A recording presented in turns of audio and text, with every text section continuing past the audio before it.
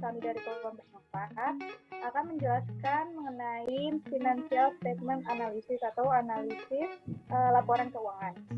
Sebelumnya kami akan memperkenalkan anggota kelompok kami, yaitu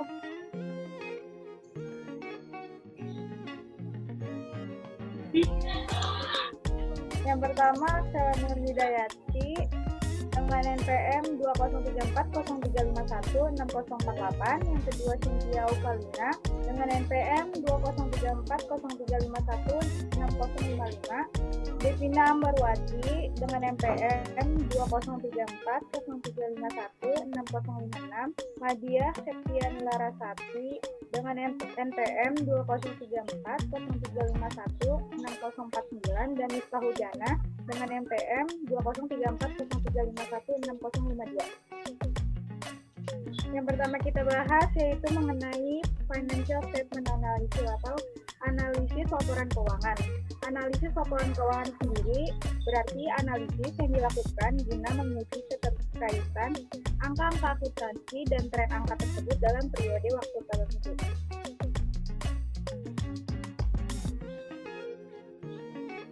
Lima langkah dalam analisis laporan keuangan, yaitu yang pertama, menilai lingkungan bisnis. Yang kedua, membaca dan mempelajari laporan keuangan dan footnote. Footnote itu ada di bagian bawah laporan keuangan. Yang ketiga itu menilai kualitas laba. Yang keempat itu menganalisis laporan keuangan, dan yang kelima itu memprediksi laba atau cash flow masa mendatang. Yang ketiga ada laporan keuangan. Komponen-komponen dalam laporan keuangan yaitu yang pertama ada neraca atau balance sheet. Yang kedua, laporan laba rugi atau income statement. Yang ketiga, laporan arus kas atau cash flow statement. Dan yang keempat adalah laporan perubahan modal atau capital statement. Sekarang kita akan membahas neraca. Neraca atau balance sheet adalah suatu daftar yang disusun secara sistematis sehingga dapat memberikan gambaran mengenai posisi keuangan pada suatu periode tertentu yang terdiri atas harta, hutang, dan modal. Unsur utama neraca yaitu yang pertama ada aktiva. Di akun aktiva terdiri dari aktiva lancar dan aktiva tetap. Di dalam aktiva lancar terdapat kas dan surat berharga, piutang, dan persediaan. Di dalam aktiva tetap terdapat aktiva berwujud dan aktiva tidak berwujud. Selanjutnya ada kewajiban dan ekuitas. Di dalamnya terdapat kewajiban lancar, kewajiban jangka panjang, dan ekuitas pemegang saham. Di dalam kewajiban lancar terdapat hutang dagang dan hutang jangka pendek.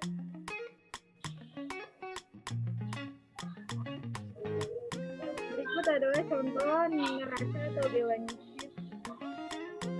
Ada di sebelah kiri ada akun aset, di sebelah kanan ada akun liabilities, dan yang di bawah itu ada stockholder equity. Lalu berikutnya ada laporan laba rugi.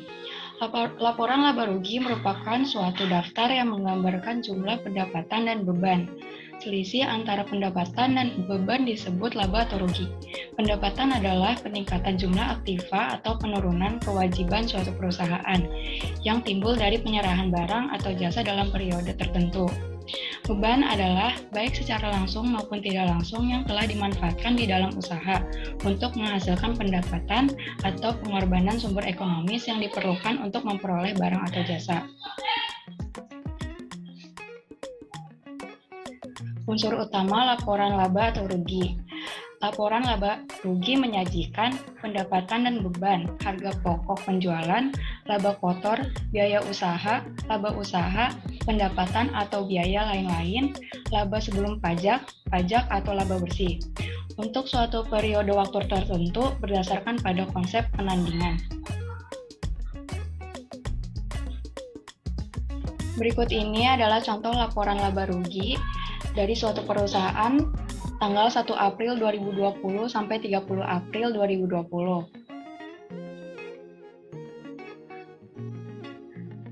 Lalu berikutnya ada laporan arus kas. Laporan arus kas merupakan sebuah laporan keuangan yang menyajikan arus kas masuk dan kas keluar dari sebuah perusahaan. Laporan arus kas dapat dibuat melalui metode langsung atau direct dan tidak langsung atau indirect. Terdapat 3 elemen dalam laporan arus kas, yaitu sebagai berikut. 1. Operasi. Berisi segala kegiatan penghasil utama pendapatan entitas dan aktivitas yang biasa dikenal sebagai kegiatan operasional badan usaha. Yang kedua ada investasi, meliputi siklus kegiatan dalam jangka panjang yang mempengaruhi investasi, berupa aktiva tetap, saham, maupun pemberian pinjaman yang menciptakan piutang. Yang ketiga ada pendanaan, meliputi pos-pos kewajiban dan ekuitas pemilik, serta bagaimana kegiatan kas diperoleh untuk membiayai perusahaan termasuk biaya operasinya, mengakibatkan sejumlah perubahan modal dan pinjaman jangka panjang. Berikut ini ada contoh laporan arus kas dari suatu perusahaan per 31 Desember 2012 yang terdiri atas arus kas dari aktivitas operasi, arus kas dari aktivitas investasi, dan arus kas dari aktivitas pendanaan.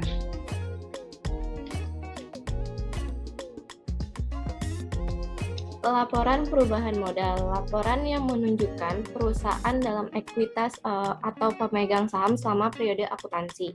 Ekuitas atau modal adalah nilai aset dikurangi nilai semua kewajiban pada aset itu. Berikut contoh laporan perusahaan modal. Laporan perusahaan modal untuk periode yang berakhir pada 31 Januari 2019. Teknik analisis laporan keuangan.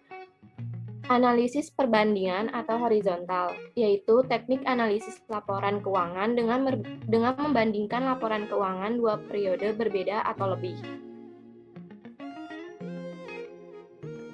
Berikut contoh analisis perbandingan dari perusahaan Semoga Jaya Neraca per 31 Desember 2015 sampai 31 Desember 2016. Analisis vertikal, analisis yang dilakukan dengan cara melakukan perbandingan hubungan pada tiap unsur laporan keuangan dengan total akun di dalam laporan keuangan tunggal. Berikut contoh analisis vertikal dari perusahaan manajemen keuangan network. Neraca komparatif 31 Desember 2017 dan 2016. Analisis tren atau tendensi posisi merupakan metode dan teknik analisis untuk mengetahui tendensi daripada keadaan keuangannya, apakah menunjukkan tendensi tetap, naik, atau bahkan turun. Salah satu cara untuk melakukan analisis tren adalah dengan menggunakan analisis rasio keuangan. Berikut contoh analisis tren dari 2018 sampai 2019. Analisis common size. Analisis common size merupakan metode analisis untuk mengetahui presentasi investasi pada masing-masing aktiva terhadap total aktivanya. Juga untuk mengetahui struktur pemodalannya dan komposisi perongkosan yang terjadi dihubungkan dengan jumlah penjualannya. Berikut merupakan contoh analisis common size pada tahun 2009 dan tahun 2010. Objective of ratio analysis. Ratio analisis merupakan analisis laporan keuangan perusahaan dengan cara membandingkan ratio dan membandingkannya dengan tren dan rata-rata industri. Tujuannya, menstandarkan informasi keuangan untuk tujuan perbandingan, evaluasi hasil usaha dan risiko usaha, membandingkan kinerja sekarang dengan tahun sebelumnya, dan membandingkan kinerja perusahaan dengan perusahaan lain atau standar industri. Terdapat 3 tipe rasio, yaitu financial ratio, operational ratio, dan juga valuation ratio.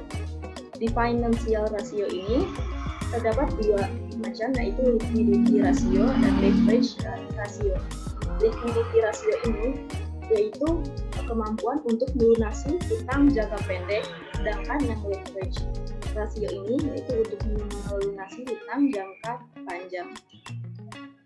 Dan operational ratio ini terdapat activity atau turnover ratio dan juga profitability ratio. activity ratio ini untuk menilai efektivitas dan efisiensi aktivitas yang berhubungan dengan pemakaian sumber ekonomi. Sedangkan profitability ratio ini yaitu kemampuan menghasilkan laba. Valuation ratio ini yaitu untuk menilai saham perusahaan. Nah, di sini ada contoh analisis rasio pada perusahaan waskita karya. Ditunjukkan bahwa sejak tahun 2015 hingga tahun 2017, aset lancar yang dimiliki oleh PT Waskita Karya ini mengalami kenaikan. Dari yang tahun 2015 itu 15 triliun rupiah, sampai di tahun 2017 itu mencapai 52 triliun rupiah. Dan di sini ada deduction system.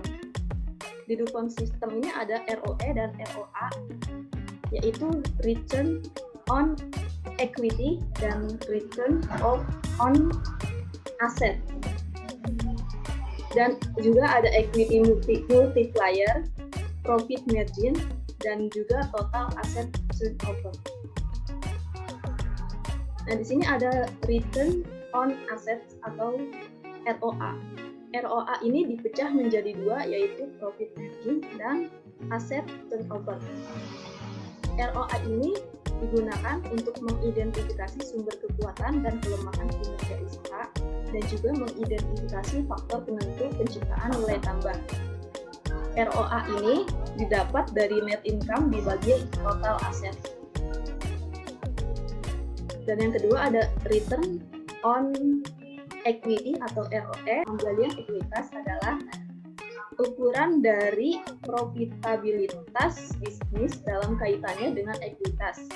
Karena ekuitas pemegang saham dapat dihitung dengan mengambil semua aset dan mengurangi semua kewajiban, ROE ini juga dapat dianggap sebagai pengembalian aset dikurangi kewajiban. ROE ini dapat dari net income dibagi total common equity. Nah, di sini terdapat rumus-rumus ROE dan ROA sebagai berikut. Net income dibagi sales, dikali sales dibagi total aset, dikali total aset dibagi common equity.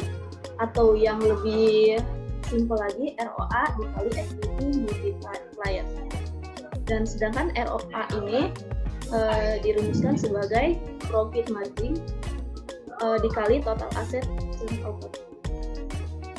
Nah, di sini terdapat analisis deduction system. Di analisis ini menunjukkan bahwa yang memiliki high asset turnover yaitu terdapat di retail industry dengan stok kode yaitu ACES, RALS, MIPI. Dan yang memiliki high leverage yaitu banking industry seperti Bank Mandiri, Bank BRI, dan Bank BCA. Dan yang memiliki high margin yaitu semen industri, SMGF, INTP, dan SMCB.